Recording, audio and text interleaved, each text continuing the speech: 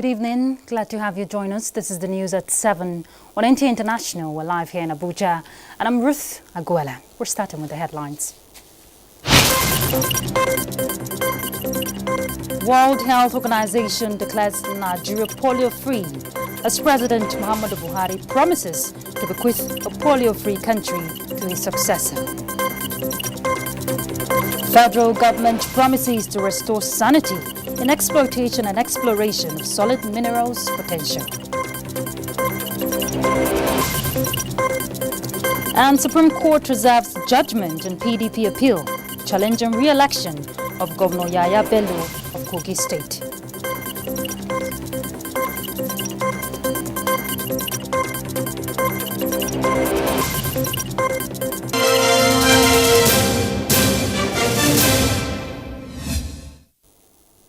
Well, good news. It is now official. Nigeria is free of poliomyelitis. This followed the certification of wild polio virus eradication in the African region by the World Health Organization. Reacting to the development, President Muhammadu Buhari described it as a personal fulfillment of his 2015 pledge to Nigerians that he would not bequeath a polio-endemic country to his successor. He said the achievement is coming at a time when the global community is battling COVID-19. Now, this strengthens his conviction that with the requisite political will, investment and strategies, the curve of the epidemic can be flattened.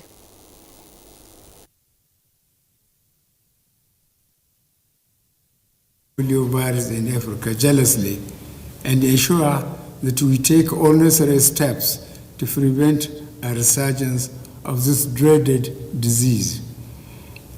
This will require maintaining the highest quality of surveillance and sustaining population immunity through increasing routine immunization coverage and supplemental immunization activities. Let me assure the global community that Nigeria will sustain the momentum and leverage on the lessons learned from polio eradication to strengthen our health system, especially primary health care, and prioritize health security. We must continue to invest in our health systems because healthy populations create wealthy nations. We must continue to build trust between government institutions, leaders, and citizens so that we can unite as a people and confront the health and socio-economic challenges we face together. Africa has been declared free from wild polio by the independent body, the Africa Regional Certification Commission. Following Nigeria's certification, Afghanistan and Pakistan are now the only two polio-endemic countries in the world. And to shed more light on the country's polio-free status is the WHO country representative to Nigeria, Dr. Walter Kazadi Mulombo. Thank you very much, Doctor, for joining us. Thank you. Doctor, can you hear me? Yes, I can hear you. Okay, thank you for joining us. Now, how did we get to this point, talking about Nigeria, of being certified as polio-free? Thank you, Madam Journalist. As you know, to get Nigeria to this stage, it has taken a lot of efforts. Ever since the Global Education Program was launched in 1988, and then when there was a big outbreak in Africa in 1996, that's where Nigeria started this journey. It was tortuous. It was marred with setback. But one thing that remained constant was the determination of those affected, their parents, and the national authorities to overcome the different setbacks up to this level. It has taken a lot of effort and professionalism and commitment to get Nigeria to this very state no one would have ever imagined when it all started. Okay, from what you're saying, we know that in the last 3 years, Nigeria, there's not been any reported case of polio in the country. What is responsible for this attainment, considering what you're saying? Yes, Nigeria has strengthened its system from surveillance.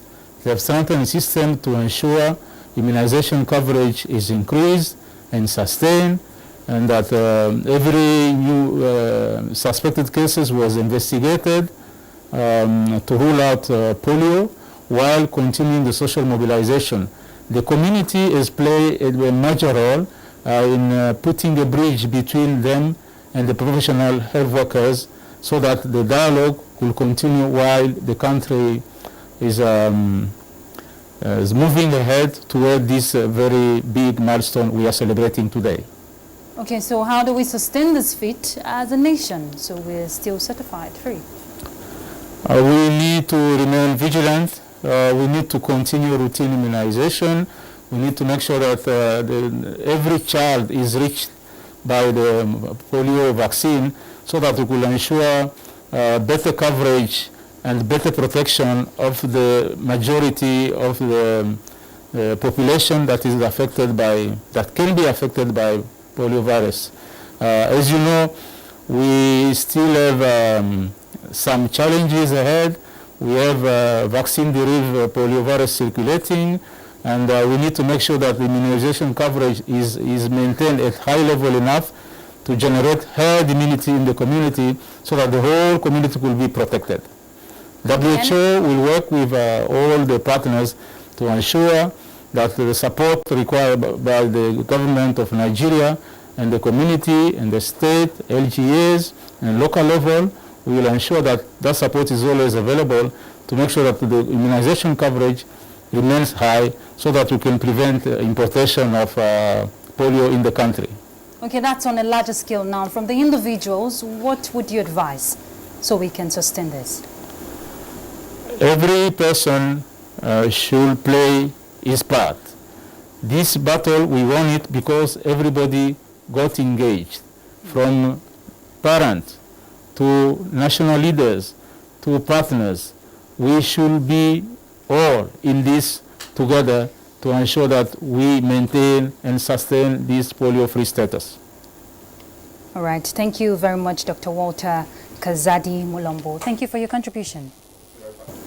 All right, let's look at another deadlier disease, talking about COVID-19. World Health Organization declares decline in COVID-19 infections as Gaza reports first infections among the public. Let's get the details from Uche Ogochukwu.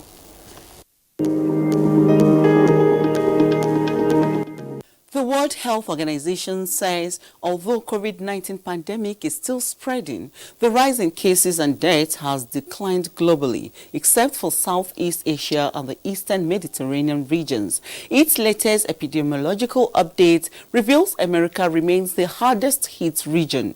Meanwhile, 23,901,407 people have been infected with coronavirus globally, and 819,220 died, according to Johns Hopkins University Coronavirus Resource Center, as at 6:30 p.m. local time. A 48-hour lockdown is in force across Gaza Strip after the first infections were recorded among the public.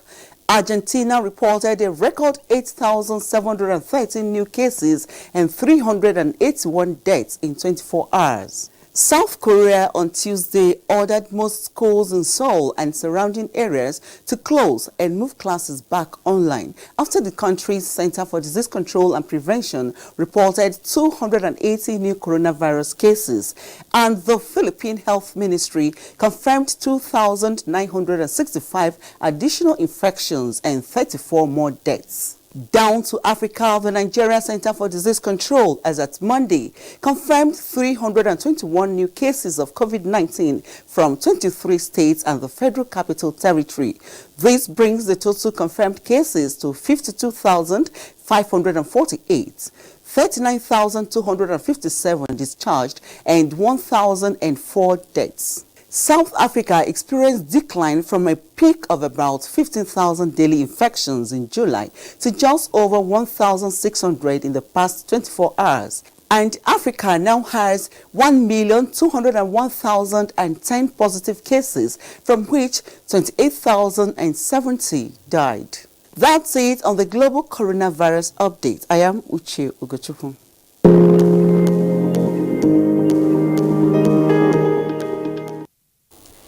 Thanks, Uche. And we hear that no researchers or herbal medicine practitioners have been given approval for the management of COVID-19 in Nigeria. The National Agency for Food and Drugs Administration and Control, NAFDAC, which made this clarification, however, confirmed that it is working with Lagos State government on clinical trials. Let's hear from Haman Jabani. Countries around the world, including Nigeria, are trying to find cure for COVID-19.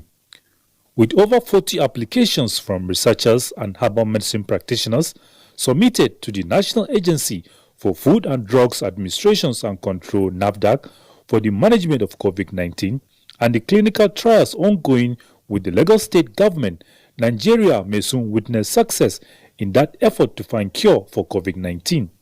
NAFDAC, as a regulatory agency, is working towards ensuring that any herbal medicine that is in the market has been certified, and all applications concerning the management of COVID-19 must go through the approved certification processes. Herbal medicine companies or researchers are going through clinical trial process. We are reviewing the applications as we speak.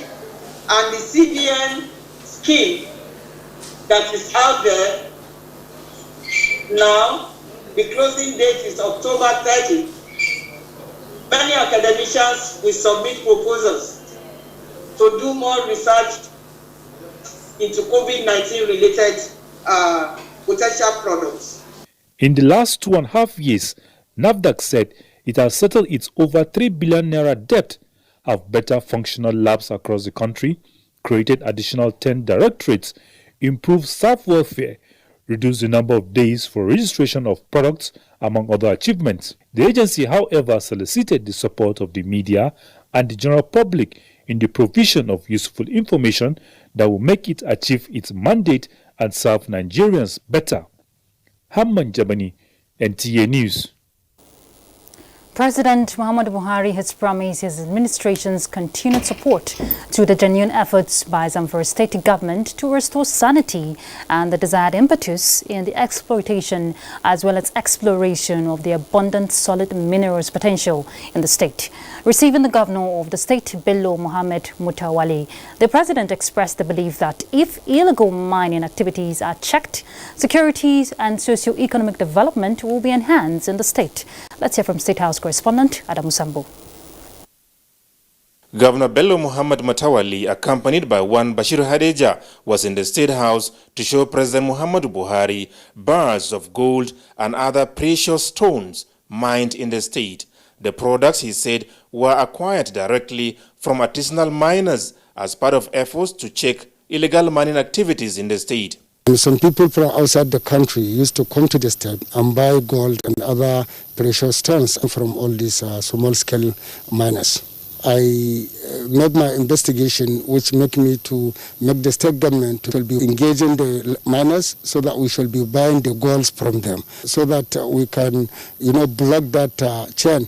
I come to show him what the state government has already procured from the miners, from those people in the bush. So he has seen what we have. We have so many cages of gold in Zamfara state. He's very happy with the system that we initiated, and he said whatever support the state government needs, the federal government is ready to assist us. In fact, he have been given directives to the Minister of Solid Minerals to work with the state government. In fact, Governor Bello Muhammad said 3 days back, large deposits of gold have been discovered in the state, and the villagers are trooping in thousands to the sites for illegal mining activities. So I come to get some advice from Mr. President on how best we are going to tackle the issue of this illegal mining, which we have discussed, and he gave me all the support. And in the next few days, the people of Zamfara state will see a lot of changes, particularly in the mining sector.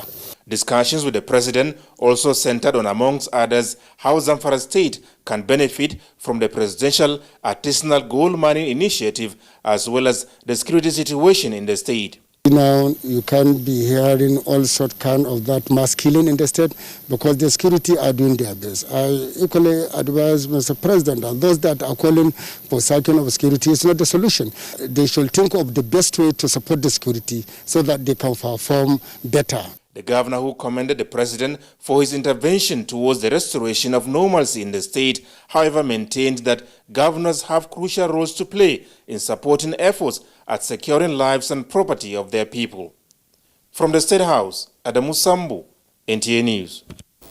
Again, President Muhammadu Buhari says the prevalent challenges of nation building notwithstanding, concerted efforts have been made by his administration towards sustaining Nigeria's position as profitable investment destination.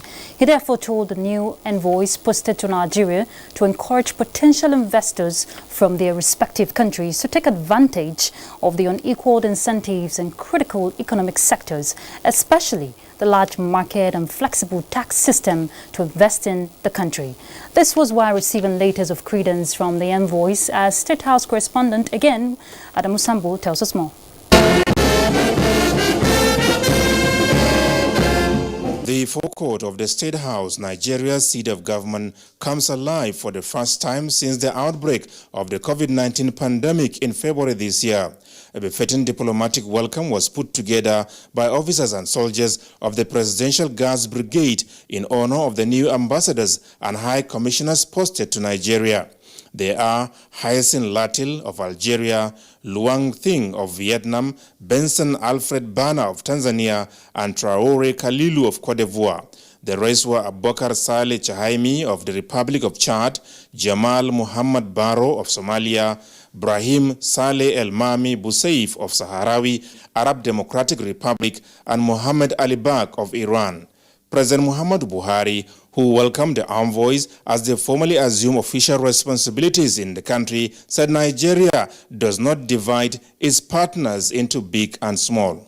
We value and respect every country, and with every country we are ready to pursue dialogue as well as build cooperation on the basis of equality and constructive mutual respect. These include our cooperation in strengthening regional, continental, and global peace security, resolving complex issues, settling conflicts, as well as addressing dangerous threats to mankind, among which include terrorism, proliferation of small arms and light weapons, human trafficking, cyber crimes, poverty, communicable diseases, and epidemics. He also told the envoys that joint action will be strongly supported by Nigeria towards ensuring a democratic and fair world order based on strict respect for the norms of international law, cultural diversity, national sovereignty, and the right of all countries to freely decide their future without external pressure.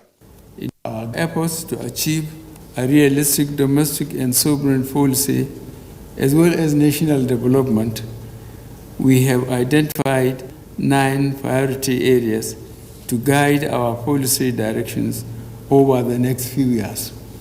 The 9 priority mandates are reflected in the Economic Recovery and Growth Plan, a medium-term initiative pioneered by our government to restore economic growth and development while leveraging the resourcefulness and the resilience of the people of Nigeria, the nation's most prized asset. The priority areas enumerated by the President includes building a thriving and sustainable economy, enhancing social inclusion, attaining energy sufficiency, improving security for all, and building a system to fight corruption, improve governance, and create social cohesion. Ambassador Hyacinth Latil of Algeria, who spoke on behalf of the envoys, acknowledged Nigeria's position as giant of Africa and promised to work individually and collectively towards enhancing cooperation and seeking advancement in mutual areas of interest between Nigeria and their respective countries. From the State House, Adamu Sambo, NTA News. Let's go on a break now. We're back. Stay tuned.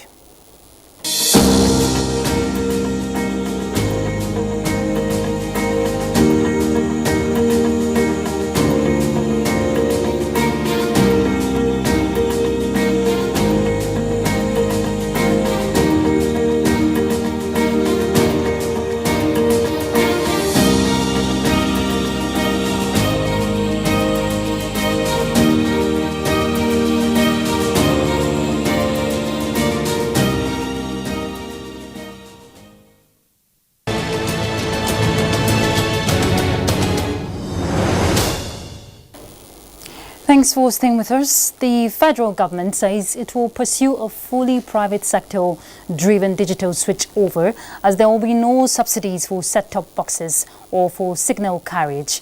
Information and Culture Minister Lai Mohammed disclosed this at a meeting with stakeholders in the DSO process in Abuja. Anthony Forson reports. The enthusiasm that trailed the launch of the digital switchover in Jos, the Plateau State capital, in 2016, then Abuja, followed by Kwara, Kaduna, Enugu and Osogbo, left no one in doubt that the project was on course. In Abuja, as of today, on the analog platform, you have NT Abuja, you have ITV, you have NTV, you have Channels TV, you have AIT. However, following the stalling of the launch in other states, the availability of free TV brand under which the DSO is being delivered across the country gives hope that a lot can still be achieved. It is in the light of this that Lai Mohammed told the meeting that the process to acquire the much-needed funds to fast-track the DSO project and pay off all outstanding debts are in top gear to motivate stakeholders to resume the rollout, which has a huge economic benefits to Nigerians. We are at high-level talks with the Federal Ministry of Finance, and we are also putting finishing touches to a memo we plan to send to the Federal Executive Council as part of our relentless efforts to secure the funds to restart the process. And we are very optimistic that our efforts will pay off very soon.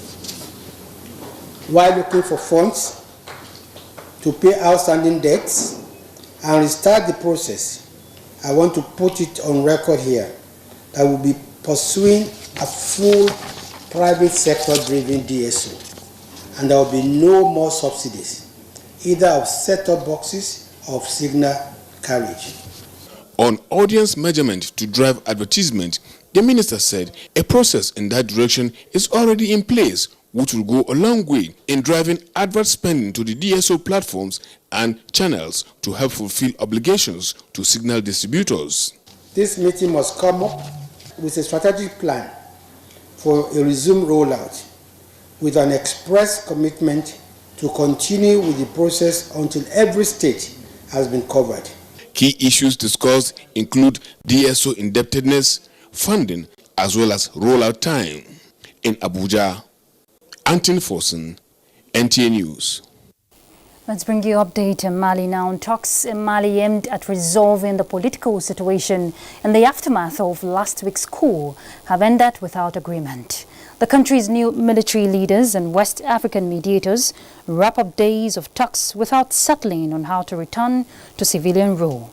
The leader of ECOWAS delegation, former Nigerian President Goodluck Jonathan, said President Ibrahim Boubacar Keita has indicated that he has resigned and that he was not forced to do so and does not want to go back to power.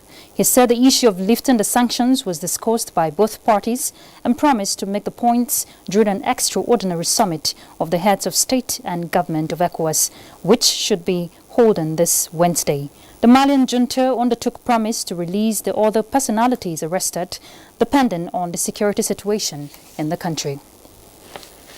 And back home for us on the judiciary scene, the Supreme Court has fixed 31st of August 2020 to deliver judgment in the appeal brought before it by the governorship candidate of the People's Democratic Party, Musa Wada and his party challenging the re-election of Governor Yaya Bello of the All Progressives Congress in the November 16, 2019 governorship election in the state. Judiciary correspondent Vera Chumuba reports. On the 23rd of May, the KOGI state governorship election, which started in Abuja in a split decision of 2-1, reaffirmed INEC declaration and returned Yaya Bello as validly elected governor of KOGI state. The tribunal also resolved 4 other petitions in his favor.